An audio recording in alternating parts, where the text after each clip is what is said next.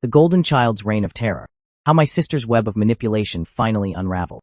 I find a bitter irony in my daily work as a paralegal at one of San Francisco's premier legal firms specializing in civil litigation and family law. While I meticulously document evidence of familial betrayal and manipulation for our clients, my own family's dark narrative has been unfolding like a psychological thriller. Little did I know that my professional expertise in identifying manipulation patterns and gathering evidence would become my salvation in confronting the demon that wore my sister's face. Let me paint you a picture of our family's descent into dysfunction. My sister Olivia, now 23, entered our lives as my parents' miracle child after 3 devastating miscarriages that nearly shattered their marriage. I was 5 when she arrived, watching as this tiny being became the center of our universe. My father, a 56-year-old high school teacher known for his quiet demeanor, would transform into a beacon of joy at her mere presence. My mother, 54, who built a thriving bakery from scratch, dubbed Olivia their angel on earth, though we'd later discover she was anything but angelic. Initially, I empathized with their overprotective nature. Trauma leaves deep scars, after all. But what my parents either couldn't or wouldn't see was how Olivia weaponized their adoration with a finesse that would impress even the most seasoned manipulators I've encountered in my legal career. Her talent for emotional manipulation emerged early, and her victim act deserved an Academy Award. As children, her machinations started small. False accusations of pushing her, crocodile tears over broken toys, and masterfully stealing attention whenever it dared to drift my way. But as we grew older, her tactics evolved into something far more sinister, leaving psychological bruises that would take years to heal. One incident stands as a testament to her true nature, etched into my memory like a scar that never quite healed. On my 16th birthday, our grandmother bestowed upon me a family heirloom, an exquisitely crafted pocket watch from the 1890s, carried by our great-great-grandfather when he emigrated from Ireland. This timepiece had survived 2 world wars, its golden surface marked with the gentle patina of history. To me, it wasn't just a watch, it was a tangible connection to our family's legacy. Despite receiving the latest iPhone as her own special gift, quite the coveted item at the time, Olivia's eyes burned with a jealousy that would soon ignite into vengeful action. When I refused to share my birthday present, a preposterous demand to begin with, she orchestrated her revenge with calculated precision. That night, she crept into my room and planted a massive house spider in my pillowcase, exploiting my arachnophobia stemming from a traumatic summer camp incident. When I awoke screaming, with 8 legs skittering across my face in the darkness, Olivia played the role of concerned sister with Oscar-worthy perfection. She even convinced our parents she had rushed to my aid, though later, in private, she revealed her true colors with a smile that haunts me to this day. A smile that whispered, "I win." A week later, the watch vanished without a trace. Though I knew with bone-deep certainty that Olivia had taken it, she turned my accusation against me with masterful manipulation, claiming I was merely jealous of her new iPhone and attempting to tarnish her reputation. The watch never resurfaced, and I spent a week grounded for false accusations, a bitter taste of the injustice that would become all too familiar in our household. But Olivia's campaign of destruction wasn't limited to material possessions. She seemed determined to dismantle every chance at happiness that came my way. During my junior year, I experienced my first real connection with someone special, Jason from my AP chemistry class. After months of shared study sessions, stolen glances, and butterflies in my stomach, I finally mustered the courage to ask him to a movie. I spent weeks saving up from my part-time library job to buy the perfect outfit, a powder blue dress that made me feel like I could conquer the world. The night of the date, as Jason arrived at our door, Olivia executed her sabotage with surgical precision. In what appeared to be a clumsy accident, she tripped and spilled grape juice down my carefully chosen dress.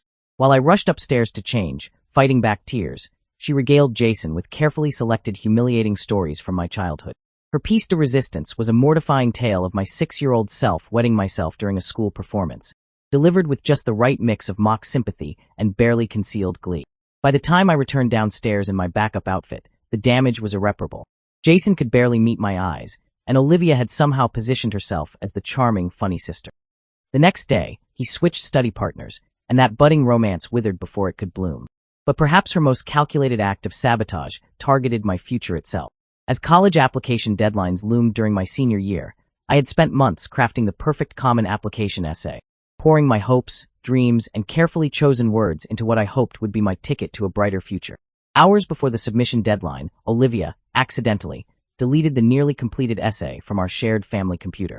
The hastily rewritten version, composed through tears and panic in the dead of night, likely cost me acceptance letters from several prestigious universities. When confronted, she merely shrugged and delivered her signature line with poisonous sweetness. Maybe you should have saved a backup copy. Isn't that what smart people do? Throughout my adolescence, this pattern of systematic destruction continued unabated. My mother's standard response became a well-worn refrain. You know how sensitive she is, after everything we went through to have her. My father, ironically a man who spent his days teaching students to analyze the manipulative characters in Shakespeare's plays, remained blind to the machinations unfolding under his own roof. My mother had surrendered her identity so completely to being Olivia's mother that she seemed to forget she was also mine, as if Olivia's latest achievements, most of which I later discovered were either fabricated or stolen from others, somehow overshadowed her own successful bakery business. By 18, I was suffocating under the weight of Olivia's reign of terror. I threw myself into my studies, won acceptance to a prestigious college across the country, and orchestrated my escape. Determined to avoid any financial strings that Olivia could use as puppet wires, I worked 2 jobs, as a research assistant and at the college library. The taste of freedom was intoxicating. For the first time, I could breathe without waiting for the other shoe to drop. But returning home during breaks became an exercise in psychological warfare. Olivia made it crystal clear that I was an unwelcome intruder in what she considered her domain. She would create an impenetrable wall of silence during meals, methodically rifle through my belongings when I was out, and expertly derail any attempt at conversation with our parents. Her most egregious violation came when she accessed confidential client files on my work laptop, an act that could have ended my career before it began. When confronted, she played the victim with practiced ease, and our parents' response was painfully predictable. You shouldn't have left it lying around. After that incident, I stopped coming home altogether, choosing to spend breaks at school or with friends. I threw myself into my studies with renewed determination, graduated with honors, and immediately pursued law school. Even my law school graduation ceremony was sacrificed to Olivia's needs. She had developed a conveniently timed slight cold that required our parents' undivided attention. They rationalized my absence as a sign of independence, never questioning the deeper wounds that kept me away. By 28, I had carved out a successful career as a paralegal at one of San Francisco's top law firms. The irony wasn't lost on me that I spent my days documenting other families' betrayals while trying to numb the pain of my own. Over the past 5 years, my interactions with Olivia had dwindled to perfunctory holiday appearances, when I bothered to show up at all, punctuated by stilted phone calls and generic birthday cards. My relationship with my parents had become a hollow shell of what it once was. Then came the phone call that shattered everything. My mother's voice, usually so controlled when speaking to me, cracked with an urgency I'd never heard before. "Madison, please come home," she pleaded, the words tumbling out in a rush. "Your father, he's had a heart attack. He's asking for you." I dropped everything and caught the next flight home. The sight of my father, my strong, steady father, lying vulnerable in a hospital bed, tangled in a web of tubes and monitors, broke something loose inside me. During one of our quiet conversations, his voice barely above a whisper, he spoke of regrets and second chances. "Life's too short," he said, the words carrying the weight of newfound wisdom. The doctors prescribed a strict medication regimen along with lifestyle changes, including regular exercise. Watching him struggle to articulate his desire to spend more time with his family, I made a decision. Perhaps because I hadn't taken a sick day in 5 years and had built up enough goodwill to last a lifetime. My employer was surprisingly understanding when I requested to work remotely for a while. But my return to the family home was like throwing a match into a powder keg. Olivia's response to my presence was swift and merciless, moving my laptop during crucial client calls, blasting music while I attempted to work, and accidentally unplugging my monitor during video conferences. Her message was clear. This was her territory, and she would not tolerate an invasion. Then came the moment that would set in motion the unraveling of Olivia's carefully constructed web of deceit. Over breakfast one morning, Dad announced his wish for a family vacation, his voice brimming with an enthusiasm I hadn't heard since before Olivia's reign began. "It's been years since we all went somewhere together," he said, his eyes twinkling with memories of a time before the miscarriages, before Olivia, before everything changed. His heart was set on Hawaii, a dream destination we'd discussed in what felt like another lifetime. Initially, I hesitated. The thought of being trapped in close quarters with Olivia for an extended period made my skin crawl. But the hope in Dad's eyes as he spoke about reconnecting as a family, something I hadn't seen since his brush with death, made it impossible to refuse. Even Olivia, though she looked like she'd rather swallow nails than spend time with me, couldn't deny our recovering father's wish. I meticulously prepared for the trip, ensuring all my work responsibilities were covered and case files were prepared in advance. Nothing, I determined, would prevent me from giving Dad this chance at the family reunion he desperately wanted. But I had underestimated Olivia's capacity for sabotage. At the airport, we discovered my flight had been mysteriously canceled. As we stood at the airline counter, confusion turned to cold realization as the attendant, clearly uncomfortable, explained that my ticket had been canceled the previous day from our parents' home IP address while I was at work. I watched that familiar, smug smile play across Olivia's lips. The same smile I'd seen after the spider incident, after Jason, after every small victory in her campaign of destruction. You did this, didn't you? I confronted her directly, years of suppressed rage threatening to boil over. Mom immediately jumped to Olivia's defense with her well-worn script. Your sister would never do something like that. Dad, still trying to play peacemaker after all these years, weakly suggested. Let's not point fingers, it must be an airline error. The airline representative shifted uncomfortably as she confirmed that there were no other flights available that day. The thought of flying alone the next day, already feeling like an outsider in my own family, seemed pointless. I watched Dad's internal struggle, his desire to avoid stress that could affect his heart condition warring with his wish to keep the family together. Mom, predictably, remarked without meeting my eyes, You travel so much for work anyway. You're not really missing out. You're welcome to go without me, I said, my voice as cold as the air conditioning blasting through the terminal. As I walked away, watching my family board their flight, Olivia's triumphant smile burning into my back, something crystallized inside me. Standing alone in that airport terminal, I realized that my years as a paralegal hadn't just taught me about legal procedures. They'd taught me about building cases, gathering evidence, and waiting for the perfect moment to present it.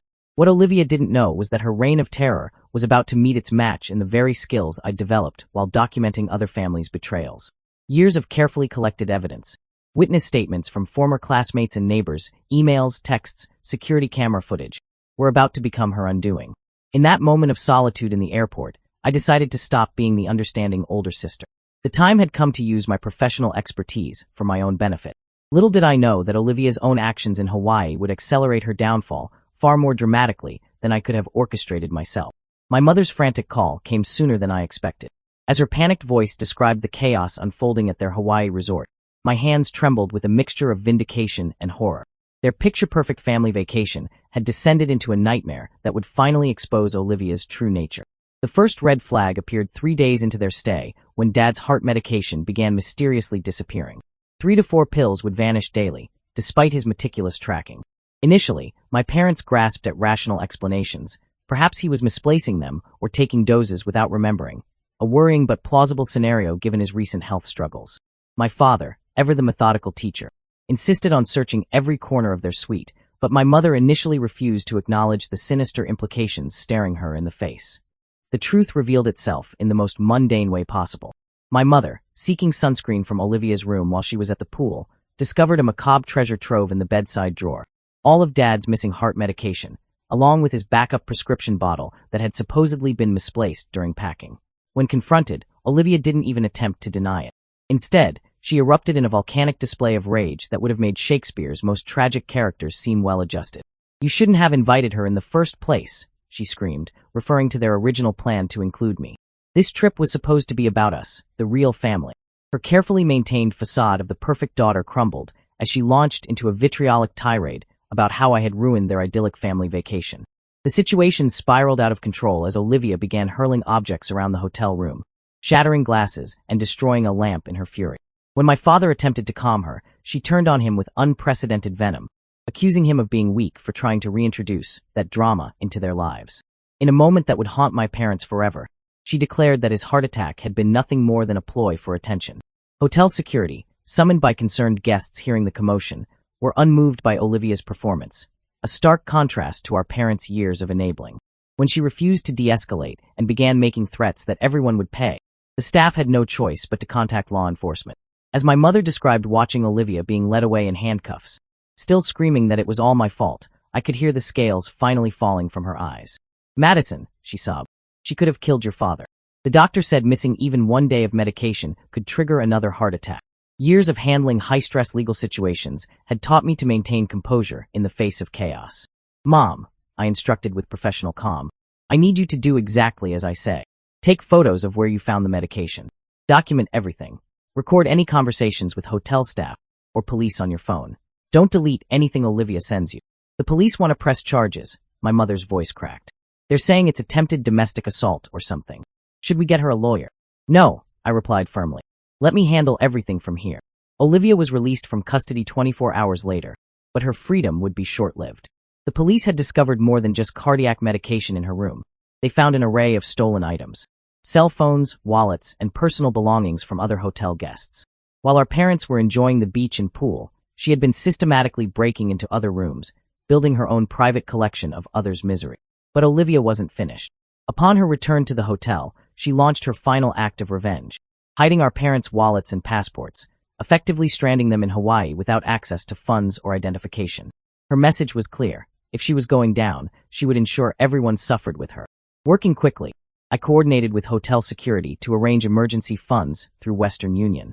The hotel staff proved surprisingly cooperative. As it turned out, Olivia had already been under surveillance for suspicious behavior around other guests' rooms. The final straw came when security footage caught her attempting to access the hotel's medical storage facility containing emergency cardiac medications. When confronted by staff, she claimed she was just looking for aspirin, but the keypad's access log revealed multiple failed attempts to enter a restricted area. That evening, as I coordinated with hotel security and local law enforcement, Olivia began sending me increasingly unhinged texts. She claimed she had obtained confidential information from my laptop during her previous snooping and threatened to expose it to my firm. What she didn't know was that I had documented and reported her unauthorized access attempt to my company's security team years ago. The truth was finally shattering my parents' carefully constructed illusions about their angel. Dad's blood pressure had reached dangerous levels from the stress, and Mom was inconsolable. I arranged for them to be moved to a different hotel, far from Olivia's reach.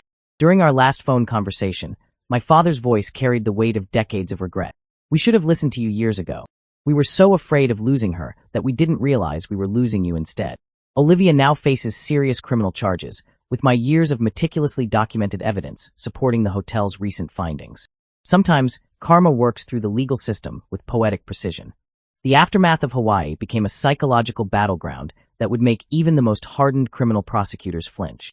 Released on bail with the condition that she return to our parents' home and undergo mandatory psychological evaluations, Olivia transformed their house into a theater of psychological warfare that would have impressed Machiavelli himself. She began with a methodical erasure of family history, systematically removing every photograph that included me from the walls and albums. When Mom questioned this disturbing behavior, Olivia claimed she was cleansing the house of negative energy. Her nocturnal activities became increasingly disturbing, rearranging furniture in the dead of night, creating an orchestrated cacophony that denied our parents any hope of rest. The true danger emerged when she started interfering with Dad's new medication schedule. She would alter every clock in the house, causing him to miss doses or take them at incorrect intervals, a potentially lethal game of temporal manipulation. When caught, she would don her mask of innocence, claiming she was just trying to help organize things better. The doctor's warnings echoed in our minds. Any disruption to his medication regimen could trigger another cardiac episode. While technically remaining within the bounds of law, Olivia devised increasingly creative ways to terrorize our parents. She would stand silently in their bedroom doorway at night, watching them attempt to sleep, or play music at precisely 1 decibel below the noise ordinance limit. The breaking point came when Dad discovered his car's brake lines had been tampered with. Though the mechanic confirmed the damage was deliberate, proving Olivia's involvement proved impossible. That same day, at 3 a.m., she accidentally started a small kitchen fire.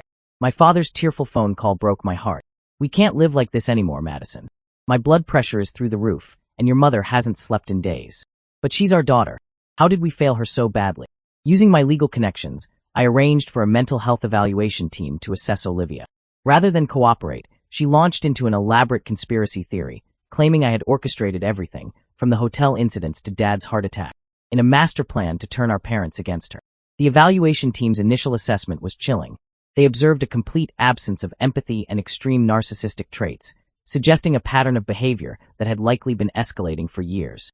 When confronted with evidence of her actions, Olivia would either deny everything or justify it as necessary to protect her family from my influence. The process has been nightmarish, but our parents finally agreed to formal eviction proceedings. In response, Olivia began systematically destroying the house, punching holes in walls, sabotaging appliances, and shredding documents, declaring that the house would never feel the same without her as she marked her territory. Things took an even darker turn when she gained access to Dad's email account and composed resignation letters to his school principal, claiming she was helping them simplify their lives.